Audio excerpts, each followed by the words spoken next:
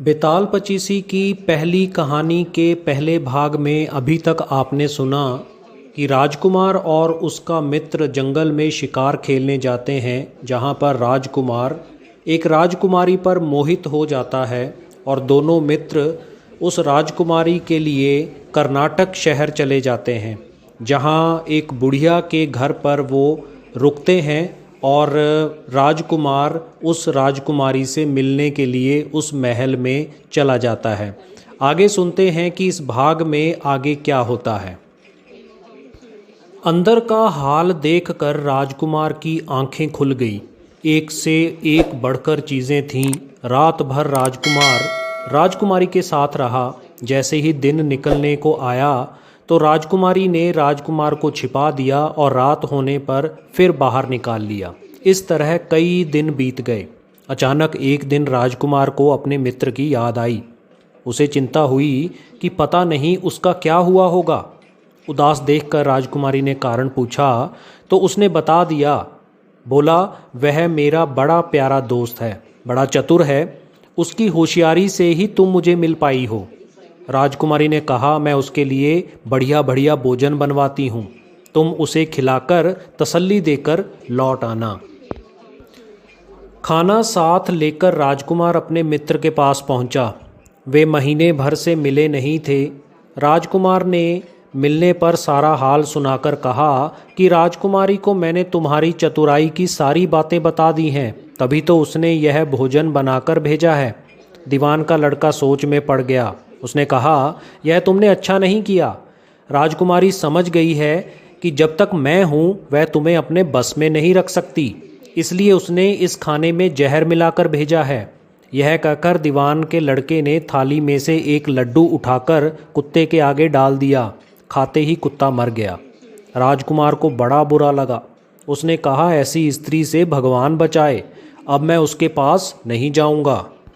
दीवान का बेटा बोला, नहीं, अब ऐसा उपाय करना चाहिए जिससे हम उसे घर ले चलें। आज रात को तुम वहां जाओ। जब राजकुमारी सो जाए तो उसकी बाईं जांघ पर त्रिशूल का निशान बनाकर उसके गहने लेकर चले आना। राजकुमार ने ऐसा ही किया। उसके आने पर दीवान का बेटा उसे साथ लेकर योगी का भेष बनाकर मरघट में जा बैठा और राजकुमार से कहा कि तुम ये गहने लेकर बाजार में बेच आओ। कोई पकड़े तो कह देना कि मेरे गुरु के पास चलो और उसे यहाँ ले आना। राजकुमार गहने लेकर शहर गया और महल के पास एक सुनार को उन्हें दिखाया। देखते ही सुनार ने उन्हें पहचान लिया और कोतवाल के पास ले गया। कोतवाल ने पूछा तो उसने कह दिया कि ये मेरे गुरु ने मुझे दिए हैं। गुरु को भी पकड़वा लिया गया। सब राजा के सामने पहुँचे। राजा ने पूछा, योगी महाराज, ये गहने आपको कहाँ से मिले? योगी बने दीवान के बेटे ने कहा, महाराज, मैं मसान में काली चौदस को डाकनी मंत्र सिद्ध कर रहा था कि डाकनी आई। मैंने उसके गहने उतार लिए और उसकी बाईं जांघ में त्रिशूल का निशान बना दिया। इतना सुनकर राजा महल में गया और उसने रानी से कहा कि पद्मावती की बाईं जांघ को देखो कि त्रिशूल का निशान तो नहीं है। रानी ने देखा तो वहाँ उसे त्रिशूल का निशान मिल गया। राजा को बड़ा दुख हुआ। बाहर आकर वह योगी को एक और ले जाकर बोला, महाराज, धर्मशास्त्र में खोटी स्त्रियों के लिए क्या दंड है? योगी बने दीवान के बेटे ने जवाब दिया, राजन, ब्राह्मण, गऊ, स्त्री, लड़का और अपने आश्रय में रहने वाले से कोई खोटा काम हो जाए तो उसे देश निकाला दे देना चाहिए। यह सुनकर राजा ने पद्मावती को डोली में बिठाकर जंगल में छुड़वा दिया। राजकुमार और दीवान का बेटा तो ताक में ही बैठे थे। राजकुमारी को अकेला पाकर साथ में अपने नगर में लौट आए और आनंद से रहने लगे। इतनी बात सुनकर बेताल बोला, राजन, यह बताओ कि पाप किसको लगा है? आशा करते हैं आपको ये कहानी ज़रूर पसंद आई होगी।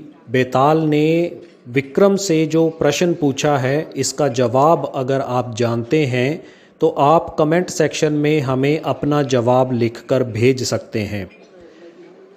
अगले एपिसोड में कहानी नंबर 2 को शेयर करते हुए उसके शुरुआत में हम विक्रम द्वारा दिए गए जवाब आपके साथ शेयर करेंगे। इस कहानी को अपने दोस्तों के साथ शेयर ज़रूर करें। कहानी पसंद आए तो उसे लाइक और सब्सक्राइब ज़रूर कर लें।